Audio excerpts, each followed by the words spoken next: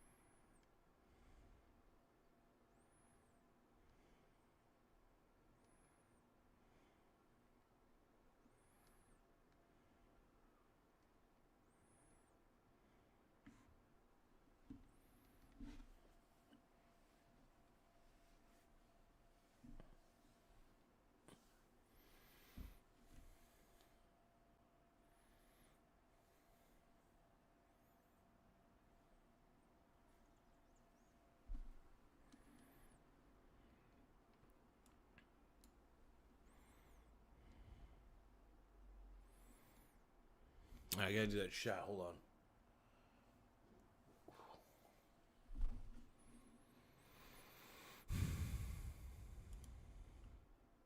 Let's look at some more allocations here. It's an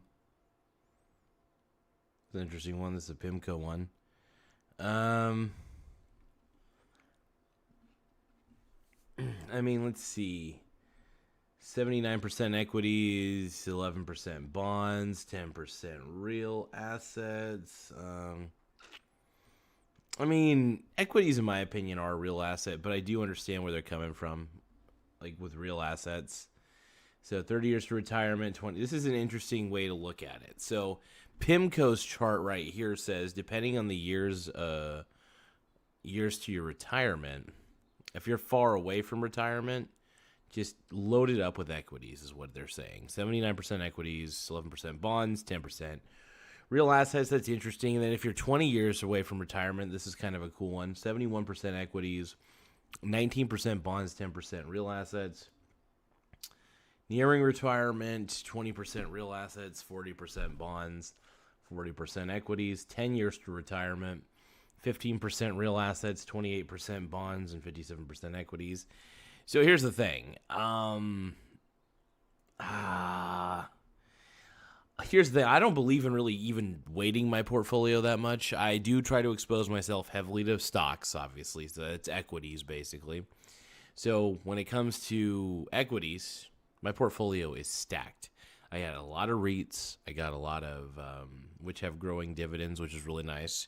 Mainly as long as I got dividend growth, man. I want my portfolio to just be able to pay me in my retirement. I don't really ever want to sell anything in my portfolio because I believe that a portfolio should be passed along through the generations as best as possible.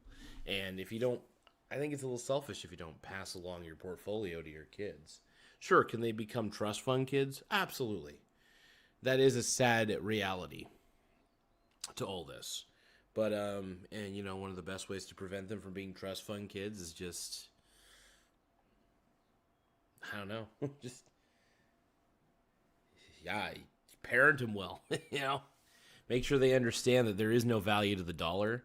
There's only value to assets, and equities are assets. So I hate it when a chart like that says equities don't count as real assets. I understand, like, maybe a house, you know, if you have a house, I guess that would be an asset that is something that you physically, like, have, I guess, but you still have your equities. They're still yours. If you have stocks, you own those companies. You have stake in those companies. So it's a big deal. But no, I think it's good to have a lot of ETFs. I think another good asset class to have would be gold. Another thing I like to do, I love betting against. Sorry, I love betting against. What do you call it?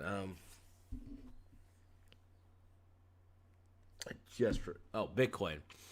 You know, one thing that helps keep my portfolio alive, as alive as possible, is betting against Bitcoin. And it'll always be alive no matter what. It's not like, it doesn't matter whether the markets go up or down.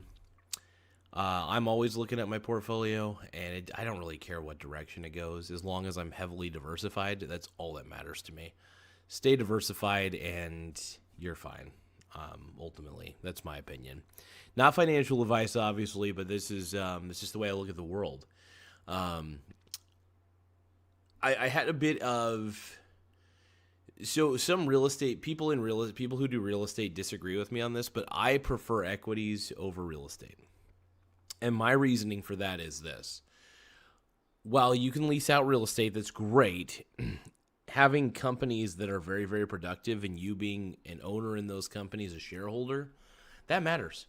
I think ownership matters. And I think if you have only just a few houses versus an entire portfolio of stocks and bonds and commodities, I would choose the portfolio over stock. I would prefer I can't fucking speak. I would choose the portfolio that has stocks, bonds, and commodities in it, mainly because there's cash flow from the bonds and the stocks.